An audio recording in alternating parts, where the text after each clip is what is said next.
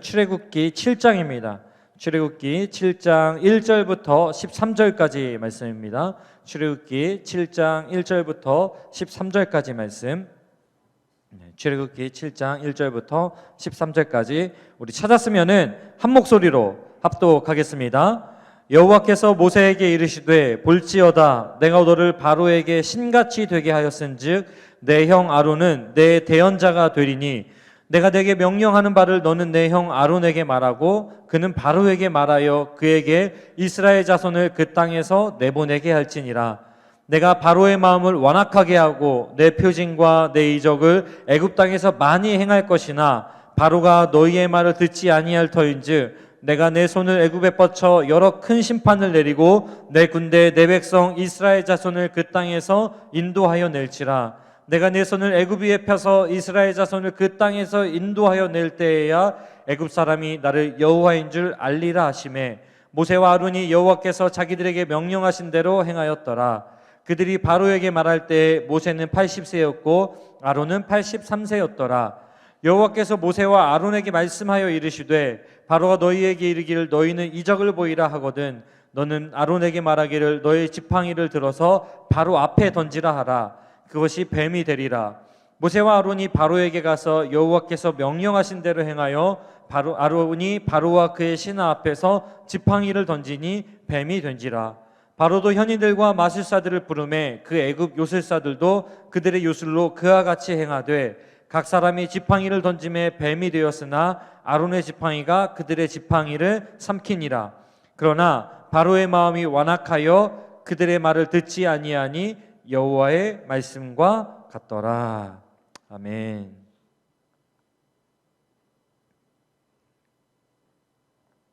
네, 아마 여러분 우리가 계속해서 묵상하고 있는 이 출애굽기의 내용 중에서 가장 잘 알려진 내용 중에 하나가 있다면 아마도 10가지 재앙에 관한 내용일 것입니다.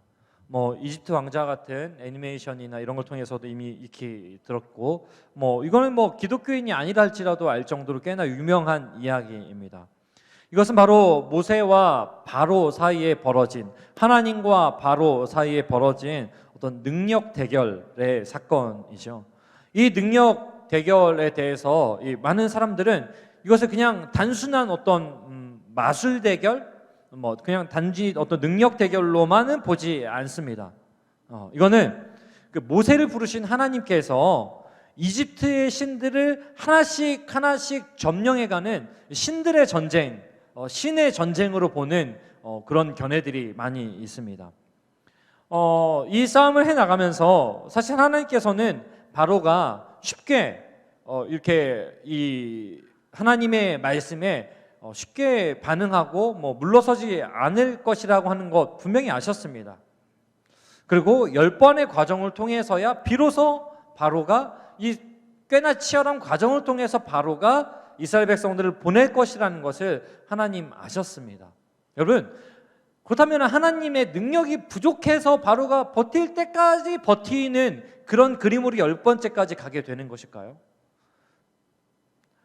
아니, 처음부터 하나님의 능력이라면 처음부터 이 바로를 한 칼에 그냥 굴복할 만한 그런 위대한 사건으로 바로를 제압해 버린다면, 아니 우리가 알고 있는 10번째 재앙을 처음부터 그냥 행하셔서 바로를 깜짝 놀라게 만드셨다면은 아마 이 일이 좀 쉬웠을 건데 왜 굳이 10번째까지 가면서 하나님도 피곤하고 모세도 피곤하고 바로도 피곤하고 애굽 사람들도 이스라엘 사람들도 모두가 피곤한 이 10번의 일을 왜 하셔야 했냐? 굳이 10번째까지 가셔야 됐던 이유가 여러분 무엇일까요? 저는 이 말씀을 좀 이런 묵상을 하고 이 10가지 왜 10번째까지 가셔야 됐지? 라고 하는 이 질문을 던지면서 조금 더 저에게 좀 강하게 다가온 게 뭐였냐면요, 이 바로에 대한 설명이었습니다. 우리가 출애굽기를 보면 볼수록 우리의 그 뇌리에 남는 이 바로에 대한 이미지가 하나 있습니다.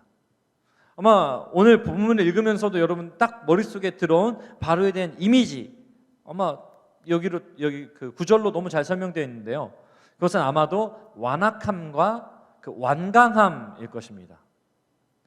실제로 이 출애굽기에 보면요, 이 바로에 대해서 설명할 때 완악이라고 하는 단어를, 우리말 성경으로요, 완악이라고 하는 단어를 15번 사용합니다. 바로에 대해서 설명하면서. 그리고 완강이라는 단어를 5번 사용합니다. 한 사람에 대해서 뭐 썩 길지 않은, 바로가 이 출애굽기에 엄청 많이 등장하지는 않거든요. 이 얼마 분량을 그렇게 많이 차지하지 않는 한 사람에 대해서 20번이나 비슷한 단어로 설명한다는 거. 뭐 충분히 우리에게 바로는 완악한 사람이야, 완강한 사람이야 라고 하는 어떤 그런 이미지를 갖게 만드는 것 같습니다. 이 바로는 이 모세의 말이나 어떤 한 이적 앞에서 어떤 꿈쩍하지 않는 그런 모습을 보이기도 하고, 또 이 10가지 재앙을 겪어나가면서 느끼는 게 뭐냐면요, 볼 수 있는 게 뭐냐면요, 어떤 사건 앞에서 약간 흔들립니다. 근데 흔들리는 듯 하지만 이내 또다시 완강하고 완악한 상태를 유지하는 그 바로의 모습. 이런 걸 우리 좀 보게 되거든요. 근데 우리가 생각해 볼 때 누군가에 대해서 뭐 어떤 사람은 이런 사람이야 라고 이렇게 이야기한다고 했을 때 그 몇 번 되지 않는 만남 속에서 이 사람은 착한 사람이야 하면 이 사람 착한 사람이 됩니다. 우리도 그렇게 느끼게 되고요. 근데 어떤 사람에 대해서 이 사람은 마음이 나빠 하고 보기 시작하면은 무슨 짓을 해도 그 사람 나쁜 사람이 됩니다. 보통 그렇잖아요. 그러니까 사실 이 출애굽기를 봤을 때 바로는 무슨 일을 해도 그냥 완악하고 완강한 사람처럼 보이거든요. 근데 거기에 좀 쐐기를 박습니다.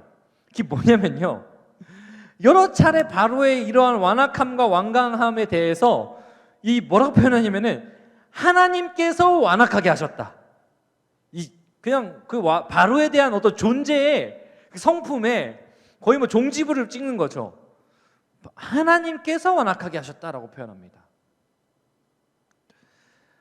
저는 이 하나님께서 바로를 완악하게 하셨다, 그래서 10번째 재앙까지 갔다라고 하는 이 이야기가 한편으로는 이해도 되면서 왜 굳이? 라는 질문이 상당히 많이 들었습니다. 대체 하나님은 왜 바로의 마음을 완악하게 하셔서 굳이 한 번, 두 번, 세 번도 아니고 10번째 재앙까지 가셔야 했던 걸까요? 저는 하나님의 이러한 모습이 잘 이해되지 않았습니다. 한 사람을 굳이 완악하게 만드시는 분, 또 그래서 10번째 재앙까지 가서 여러 사람 힘들게 하는 일, 이런 하나님의 모습이, 하나님의 어떤 행동이나 뜻이 잘 이해가 되지 않았습니다. 그래서 이 본문을 되게 깊이 묵상하게 되었어요. 그러면서 점점 이 바로와 하나님과의 이 모습을 좀 묵상하면서 제 안에 드는 생각이 뭐였냐면요, 이 바로의 마음이 단지 바로 한 사람 개인의 문제인가라고 하는 것이었습니다. 이 완악함이라고 표현되어져 있는 이 바로의 완악함은 단지 한 개인 바로의 마음이 아니라 인간의 마음을 잘 보여주고 인간의 마음을 잘 표현해주는 단어가 아닐까? 이런 생각이 들었던 거죠. 그래서 이 완악함이라고 하는 것은 바로의 성격이나 성품일 수도 있지만 보다 근원적인 인간의 상태를 보여준다라는 생각이 좀 들었어요. 그야말로 우리 안에 들어있는 게 죄, 악뿐이잖아요.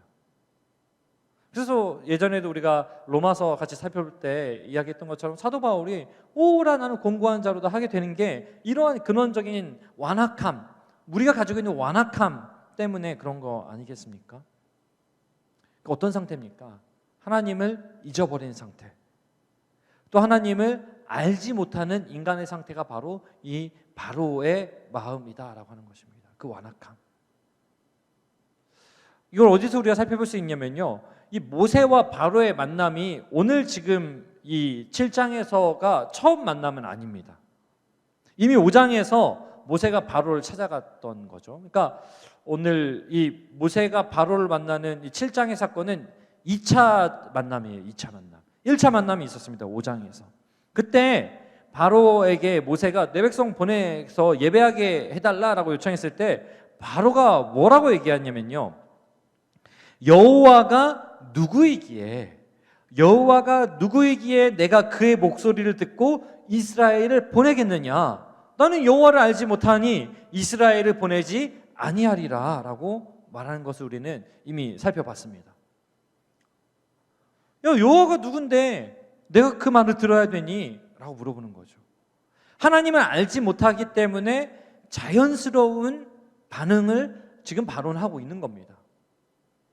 근데 이거는 그냥 바로 한 사람의 문제가 아니라 하나님을 알지 못하기 때문에 그 완악함을 유지하고 살아가는 모든 인간의 상태가 이렇다는 것입니다. 하나님을 알지 못하기 때문에 바로는 자연스럽게 자기의 욕심을 쫓았고요. 하나님을 알지 못하였기 때문에 바로는 타인 이스라엘 백성들의 괴로움에 대해서 전혀 무관심한 태도를 우리는 볼 수 있습니다. 근데 이게 비단 바로 한 사람의 문제냐 하는 것입니다. 하나님을 알지 못하는 모든 인간의 상태가 이와 다르지 않다는 것입니다. 하나님을 알지 못하는 인간의 상태는요, 자기의 욕심을 추구하는 것에 집중합니다. 자기의 욕심을 추구하고 자신의 성공에 대한 욕망을 추구하는 것에 집중합니다. 그래서 그 일을 위해서라면요, 다른 누가 괴로워하든지 손해를 보든지 상관없습니다. 그래서 우리가 자주 쓰는 표현 있잖아요. 나만 아니면 된다고. 나만 아니면 된다라는 생각으로 가득 차 있는 것, 그래서 자신의 욕심을 쫓고 타인에 대해서 전혀 관심을 갖지 않는 것, 그것이 바로 하나님을 잊어버린 인간의 상태라고 하는 것입니다. 하나님을 알지 못하는 인간의 상태. 로마서 1장 28절에 보니까요, 굉장히 무서운 말씀이 써 있습니다. 그들이 마음에 하나님 두기를 싫어하며 하나님께서 그들을 그 상실한 마음대로 내버려 두사 합당하지 못한 일을 하게 하셨으니. 이게 하나님을 알지 못하는 인간의 상태이고 그것을 하나님께서 놔두셨을 때 벌어지는 일입니다. 뭐라고요? 하나님 두기를 싫어하니까 하나님께서 그들을 그 마음을 상실한 마음 그 상태 그대로 내버려 두셨다는 거예요. 하나님이 잊어버린 채로 욕심을 추구하고 다른 누군가에게 전혀 관심 없는 그 상태로 그냥 내버려 두셨다는 것입니다. 그러니까 어떻게 됩니까? 그 결과가 합당하지 못한 일을 하게 된다라고 하는 것입니다. 그 안에 완악함만 있으니까, 완고함과 완강함만 있으니까 그대로 행하는 것입니다. 그게 바로 인간의 상태입니다. 따라서 오늘 바로의 마음을 완악하게 하셨다라고 하는 것은 원래 바로가 착한 사람이고 순수한 사람인데 하나님이 갑자기 바로를 완악한 마음을 품게 만들었다는 이야기가 아니라는 거예요. 원래 근원적인 죄와 욕심으로 가득 차 있어서 하나님을 외면하고 하나님을 알지 못하는 그 상태 그대로 바로를 두셨다는 거예요. 내버려 두셨다라고 하는 거예요. 이 로마서 1장 28절처럼 내버려 두신 거예요. 모든 사람이 가지고 있는 죄성, 죄인인 우리를 가장 잘 설명해 주는 그 단어가 바로 오늘 바로를 여러 차례 설명하고 있는 완악함이라고 하는 것이죠. 하나님은 바로의 완악함과 더불어 이스라엘과 우리의 완악함 때문에, 그러니까 바로 한 사람이 그러니까 개인적인 그냥 성질을 부리는 그런 측면이 아니라 바로의 완악함으로 대변되어지는 그 당시의 이스라엘 백성들뿐만 아니라 오늘 이 자리에서 이 성경을 보고 있는 우리의 완악함, 우리의 죄성 때문에 하나님은 굳이 10번째 재앙까지 가셔야 했던 거예요.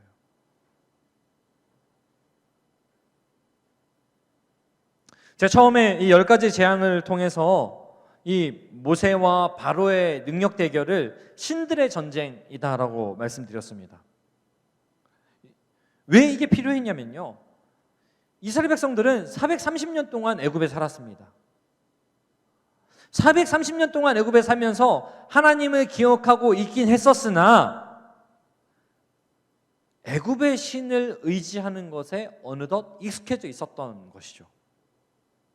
그래서 우리가 나중에도 보면 알지만 광야 생활하면서도 애굽에 돌아가는 게 나았다. 이 뭡니까? 우리를 인도하고 있는 이 하나님보다 애굽의 신이 더 낫다라는 말입니다. 어떻게 보면.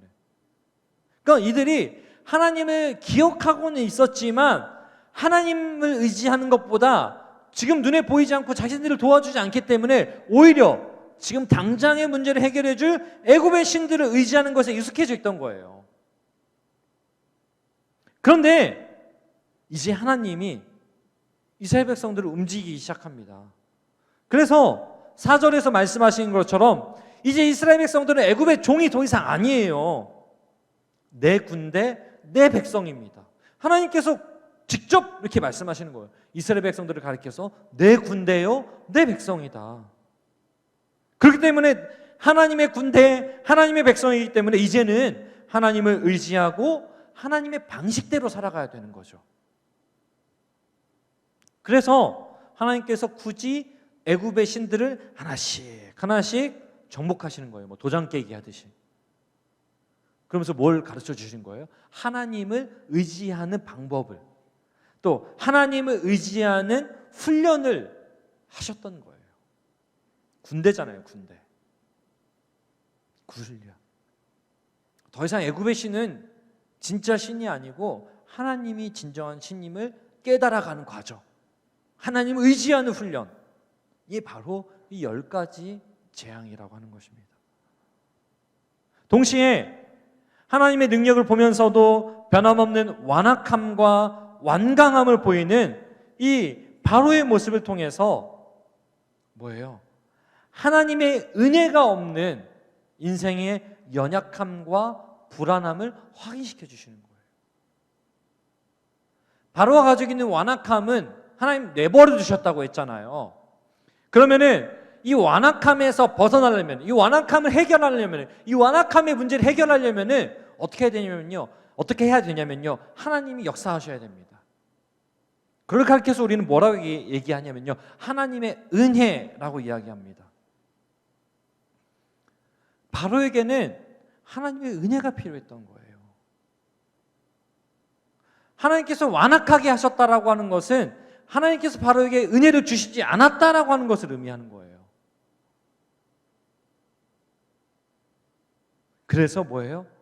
하나님의 은혜가 없는 인생의 연약함과 불안함, 그리고 그 인생이 가질 수밖에 없는, 그렇기 때문에 생겨나는 완악함, 또 완악함 때문에 빚어지는 연약함과 불안함을 바로를 통해서 여실히 보여주고 계시는 것입니다.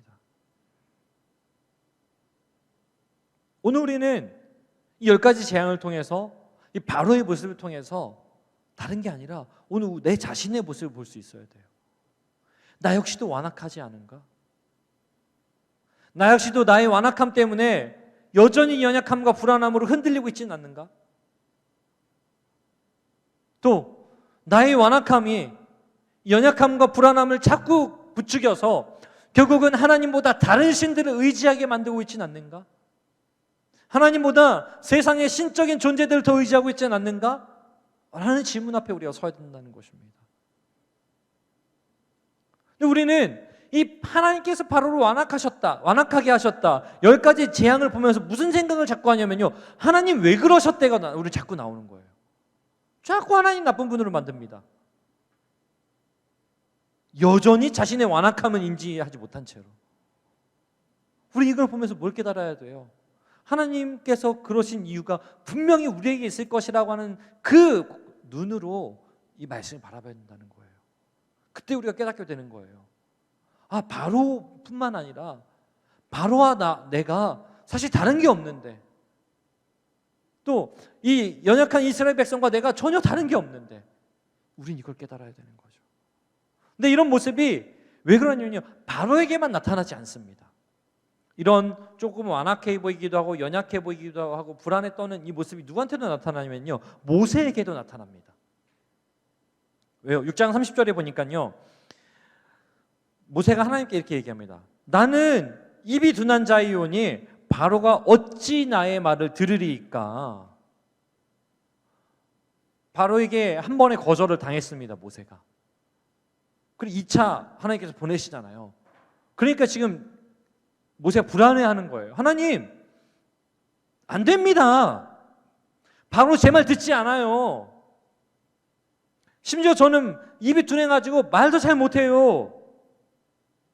하나님, 저는 할 수 없습니다.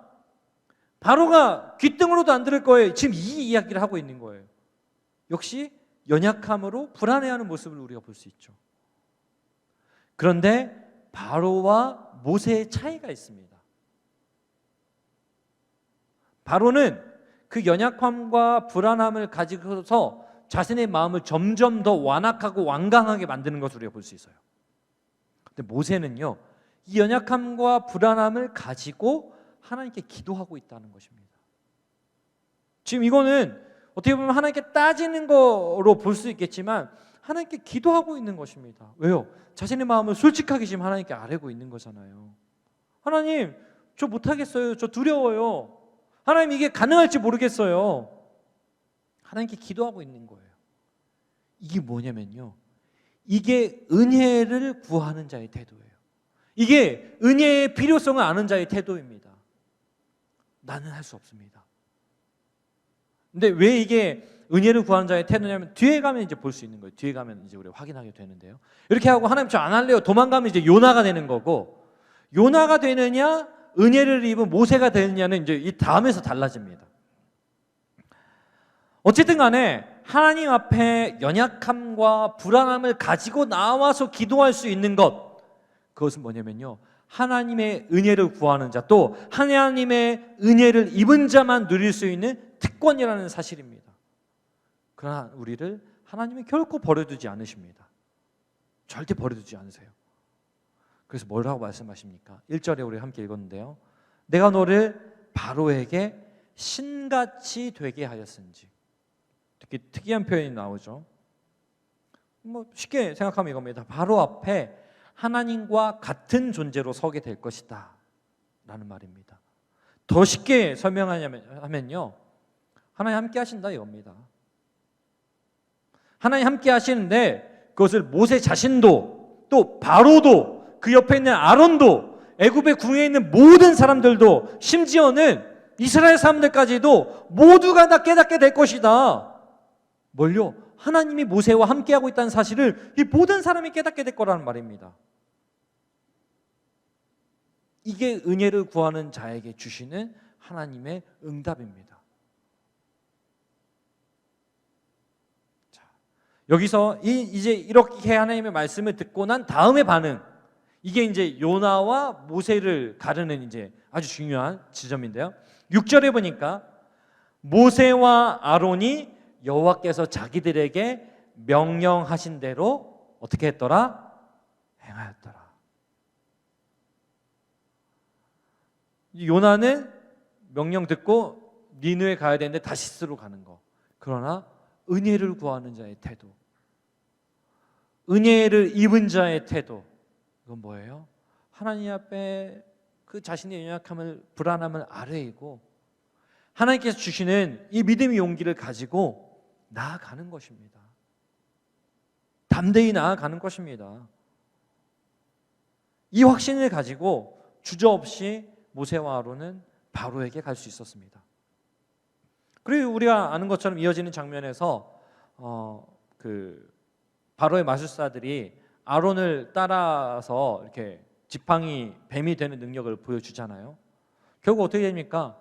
아론의 지팡이가 바로의 그 마술사들의 지팡이를 삼키는 하나님의 능력을 보게 되고, 그 뒤로 10번의 이 재앙을 통해서 여호와가 누구인지 모르겠다라고 말하는 바로에게 하나님의 능력을 보여주시고 하나님이 누구인지를 가르쳐 주십니다.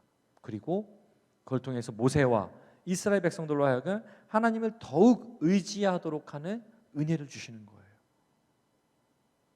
바로의 완악함을 통해서 우리는 우리의 완악함을 보게 됩니다. 또 10번의 재앙을 통해서 우리는 하나님을 더욱더 신뢰할 수 있고 하나님을 의지할 수 있는 어떤 그 증거들을 얻게 됩니다. 우리는 이 모습을 보면서, 우리는 이 장면을 보면서 뭐예요? 내가 하나님의 은혜가 필요한 자이구나 라는 사실을 가슴 깊이 깨닫게 되는 것입니다. 사랑하는 청년 여러분, 오늘 우리가 함께 예배 드리고 있다는 사실 하나만으로도 우리는 하나님의 은혜를 입은 자임을 확인하고 확신할 수 있습니다. 오늘 이 자리에서 함께 예배드리고 있는 모든 우리 동역자들, 지체들은 하나님의 은혜를 입은 자임을 믿으시기 바랍니다. 왜요? 하나님께서 함께 하심을 믿기 때문에 우리가 예배드리는 거잖아요. 그런데 그렇게 하나님 함께 하심을 믿음으로 예배드리고 있지만, 그러면서도 바로와 같은 세상의 거절과 위협에 부딪히면 우리는 모세가 보여줬던 것처럼 금세 약해집니다. 흔들립니다. 그리고 우리를 거절하고 우리를 흔드는 수많은 것들을 신적인 존재로 여기기까지도 합니다. 웃자 하는 이야기지만 예전에 어떤 그 TV 예능 프로그램 보니까요, 장난이지만 이렇게 막 그 게임 하면서 예능 신한테 빌더라고요. 막 예능 신이시여 막 이렇게 하더라고요. 막 웃기게 해달라고 막 빌고, 또 지금 위기를 모면하게 해달라고 막 빌고, 복불복 하는데 그 피해가게 해달라고 막 빌고, 아니면은 그 재밌게 하면은 예능 신이 막 임했다 그러고. 여러분, 그런데 이게 웃기는 이야기지만 가만히 보니까 애굽의 신들이 그렇습니다. 애굽의 신들은 어떤 신들이냐면요, 삶의 주변에 가득한 위기를 모면하기 위한 신들입니다. 위기 모면용 신들입니다.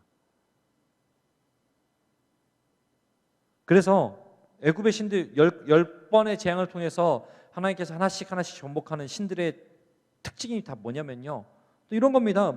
홍수 안 나게 해주는 신, 풍요를 가져다 주는 신, 또 결혼과 이런 거 많이 원하는데 우리 청년들, 결혼과 자식의 복을 주는 신, 또 건강을 지켜주는 신, 다 이런 거예요. 이게 애굽의 이야기, 이집트의 이야기일까요?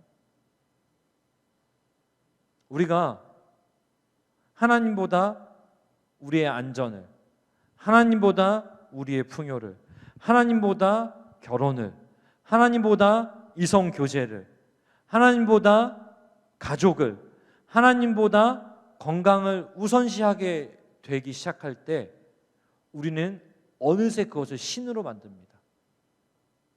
그래서 그걸 의지하거나 그것 때문에 두려워하거나 그것 때문에 불안해하게 됩니다. 그게 뭐예요? 애굽의 신입니다. 그리고 그 상황을 모면하면은 그 신의 도움을 받은 것처럼 여기며 살아가는 것. 우리 삶에도 이런 상황들이 그렇게 신적인 존재로 다가오게 되는 거예요. 그래서 금세 하나님을 외면하고 이런 신적 존재들을 두려워하거나 의지하기도 합니다. 우리는 하나님께서 애굽의 신들을 하나씩 무너뜨리는 장면을 보면서 우리는 뭘 보게 되는 거예요? 이 모든 어떤 신들보다, 어떤 신적인 존재보다 하나님이 더 강하시다, 하나님이 진정한 해결자가 되신다라는 확신을 갖게 되는 겁니다. 모세와 이스라엘 백성들은 아마 그랬을 거예요. 하나님은 전능하시다. 우리 역시 전능하신 하나님과 함께하는 은혜를 입었습니다. 하나님과 함께하며 모든 상황들을 해결해 나아가면서 우리는 하나님에 대해서 분명히 알게 되고 하나님의 능력에 대해서 더욱 확신하게 될 겁니다. 그렇기 때문에 우리는 매일매일의 삶 속에서 오늘 10가지 재앙식이나 통해서 하나님을 알게 되었던 것처럼 우리 역시 우리 삶의 수많은 재앙과 같은 우리의 상황들과 사건들을 통해서 무엇을 깨달아가야 돼요? 하나님이 어떤 분인지, 하나님이 정말 전능하신 분이구나, 하나님이 이 모든 문제를 해결하실 수 있는 분이구나라는 우리는 확신을 얻어가야 된다라고 하는 사실이에요. 이스라엘 백성들에게 이것을 위해서 10번이라는 과정이 필요했듯이 하나님은 오늘 우리에게도 하나님을 더욱더 의지하게 하기 위해서, 하나님이 어떤 분인지 더 분명하게 가르쳐주기 위해서 우리 삶에서 당하는 수많은 다양한 상황들을 통해서 우리를 이 과정을 겪어나가게 하시는 것입니다. 이 과정 속에서 우리는 하나님을 어떻게 여겨야 됩니까? 하나님에게 은혜를 구하며 하나님 앞에 모세와 같이 엎드릴 수 있는 그 기도하는 자세가 우리에게 필요한 것입니다. 그러면서 뭐라고 얘기해야 돼요? 하나님, 저는 완악한 자입니다. 하나님, 저는 완강한 자입니다. 내 욕심과 내 이기심 앞에서 수도 없이 무너지는 자입니다. 그것을 위해서라면 어떤 것도 쉽게 포기하는 자입니다. 그런 저는 연약하고 불안한, 또 불안전한, 불안정한 인생입니다. 이 고백이 필요합니다. 그러한 고백을 하며 그 인생을 보냈던 모세를 하나님은 나의 친구라고 말씀하십니다. 하나님과 친구가 되어 가는 길, 그것은 난 은혜를 입은 자이며 그렇게 은혜가 더 필요한 자라고 하는 고백이 나오는 그런 사람입니다. 오늘 주일 낮 예배 때에도 목사님 말씀하셨잖아요. 하나님과 친구입니까? 하나님과 비즈니스 관계입니까? 하나님을 신뢰하고 하나님을 의지하십니까? 하나님을 위기 모면용으로 사용하십니까? 오늘 우리는 이 두 가지 질문 앞에 서게 되는 것입니다. 사랑하는 청년 여러분, 오늘 우리 눈앞에 10가지 재앙과 같은 사건이 펼쳐지고 있습니까? 그때 우리는 우리의 완악함을 인정하고 하나님의 은혜가 필요함을 고백할 수 있어야 됩니다. 그러면서 용기 내야 합니다. 어떻게 해요? 하나님이 나와 함께 하신다. 그렇게 나아갈 때 이번 한 주에 수많은 상황들을 통해서 우리는 배우게 될 것입니다. 알아가게 될 것입니다.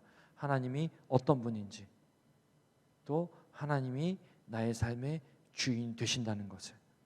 그렇게 이번 한 주의 삶 속에서 은혜를 구하고 은혜가 필요함을 인식하고 또 은혜를 입었음을 기억함으로 하나님 앞에 더 철저하게 엎드릴 수 있는 하나님의 은혜를 구하는 우리 모두가 되길, 그래서 하나님의 놀라운 능력을 입는 우리 모두가 되기를 예수님의 이름으로 축원합니다. 그런 우리를 위해서